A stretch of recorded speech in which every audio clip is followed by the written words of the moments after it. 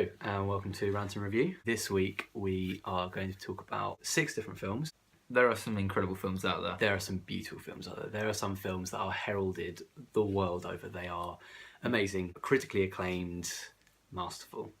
And then there are the films we're going to be talking about today. Then there are these films. These are the lowest of the low, in our opinion. We're going to start off with a more recent offering, one that's probably actually quite popular among people, which is why it's so depressing. Yeah, so the 2007 Mr. Bean's Holiday.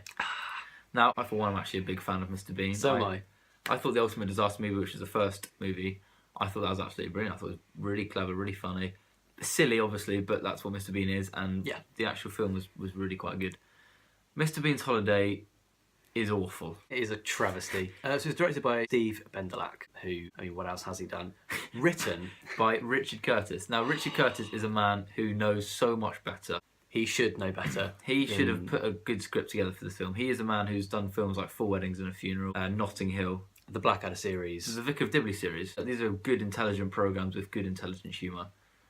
And then there's this. We can't quite fathom what went wrong. So the basic outline of the plot is Rowan Atkinson playing as Mr. Bean. He wins a trip to Cannes in France and ends up accidentally sort of kidnapping a boy without meaning to. And that's it. The film doesn't really do anything. It's just silly. It's so silly. It goes from one silliness to the next, and it does it painfully so. There are so many gripes with it. It for me feels like Richard Curtis and Rowan Atkinson meeting together and saying, do you know what, let's just sell out. Let's have some fun, let's not make a good film. And that's exactly what it is. It's an enjoyable film. You'll have a great time in the cinema and really laugh. I didn't, for one, laugh too many times. I just didn't think it was funny. But it's just very, very disappointing.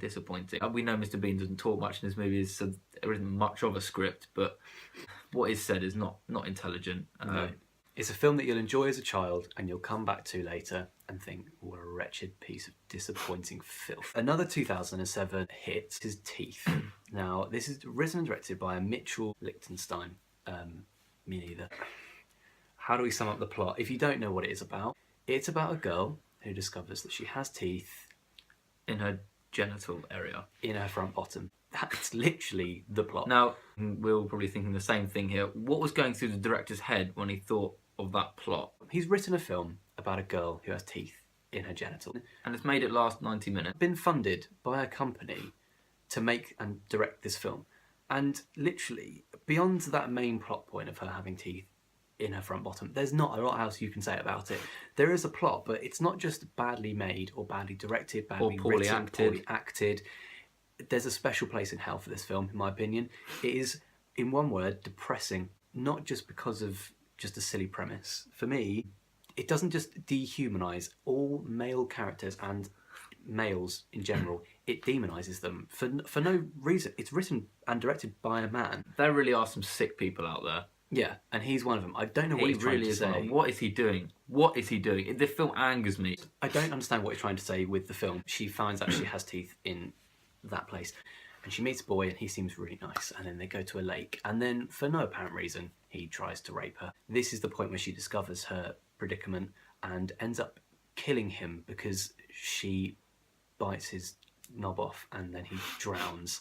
And then it goes downhill from that. Not that it was ever at a high point on any particular hill, and it just drops from there. There's just one question that comes out the whole film is why? Why? That is the question. Why make this film? It is just appalling. I just don't understand it. Why? 2007 was not a great year for films. Moving on swiftly, The Box. Now I'm going to pass over to you for this one. I haven't seen this film. All I will say is Cameron Diaz is in it, and that says enough for me. Yeah, so this is 2009. This is the part that baffles me the most. So it was written and directed by a man called Richard Kelly. Now, some of you will recognise that name as the man who wrote and directed a cult classic, Donnie Darko. Now, that hurts me. That hurts me so much. No, it is, because Donnie Darko, for me personally, brilliant. It's one of my favourite films. It's stunning all the way through, beginning to end. Intelligent, quirky, different. Watch the director's cut if you watch it at all, because I can't recommend it enough. The longer the better. It is stunning. There's so many clever ideas. It's very confusing. And you've got a great cast, yeah. Yeah, Jake Gyllenhaal, perfection. He's made for that role. Going from Jake Gyllenhaal to Cameron Diaz. It's James Marsden and Frank Langella, again, respected actors, and with a script that just baffles me. The premise is a good premise. There's an intriguing premise. So Cameron Diaz and James Marsden, they are a couple in America in the 70s, and they receive a box in the post. In the box is a button. Frank Langella soon turns up and explains the premise of the box to them, and he says, if you press this button, two things will happen. One person in the world who you don't know will die, and two, you will receive $1 million. So you think this does sound a fairly interesting concept. It's quite snappy, it's to the point. We've set the whole film up. What's going to happen next? God knows. I can't even tell you. I've seen the film and I cannot tell you. It was bizarre, confusing in a bad way. Donnie Darko was bizarre and confusing in a spectacular, masterful way. This film angers me when I think about it. It is evil. It is appallingly written. The acting was absolutely atrocious. Cameron Diaz, for me, she's never, ever, ever done anything worth watching. Apart from Shrek. Apart from Shrek, and she's not even in it. It's a voice. Yeah, maybe Shrek 2, at a push. As if he's directed it down the phone to someone and he's told them how to film it, and he doesn't allow for the actors to do what they do, even though if you allow Cameron Diaz to do what she did, it would still look like this. Her accent in the film is laughable, and the plot just sort of falls apart. After that initial meeting with Frank Langella, you find out that she has radiation poisoning and lost some toes, which just isn't relevant to the plot at all. You find out that there's an alien involvement, which is never fully explained. There's some water that moves about, and then the ending's laughable. Again, it is just terrible. It's woeful. Moving on. Little Man, 2006, and it was directed by the Wayans brothers. They also starred in the film. The premise is a small person basically gets out of jail, gets involved in a bank heist, and the bank heist goes wrong, so he has to then go undercover as a baby. Superimpose his head onto a small person's body. And a small person in question isn't what we would call politically correctly or incorrectly a small person. It is a child's body who's done the main acting. So it's a 9-year-old's body on one of the Wayans brothers' heads as a baby. But the midget in the film is then playing a baby. But it's honestly, for me, it's one of the worst, if not the worst film I've ever seen. Some of the most miserable acting performances I've ever seen.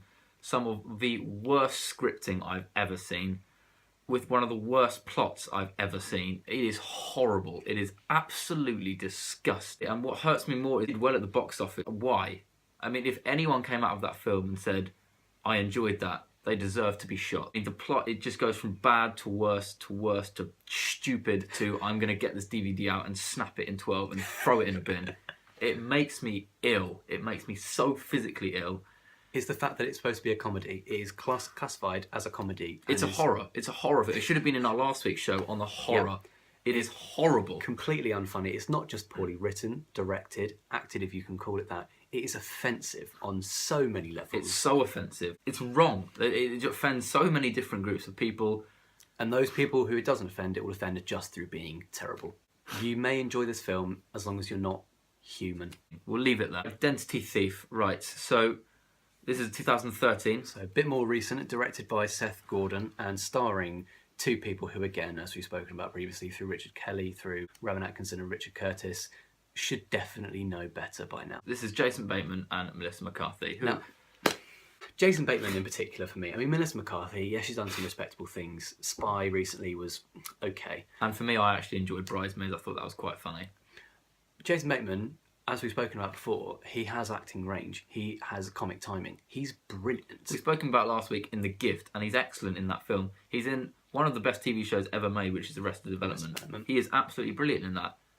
What is he doing? Yeah. All I can think is he needs the money, because why else would he... They both looked at this and thought, paycheck. Yeah. Oh my God. So the premise of the film is Jason Bateman has to chase Melissa McCarthy, who has stolen his identity as Sandy Patterson. And the film is just stupid. What is the point of this film?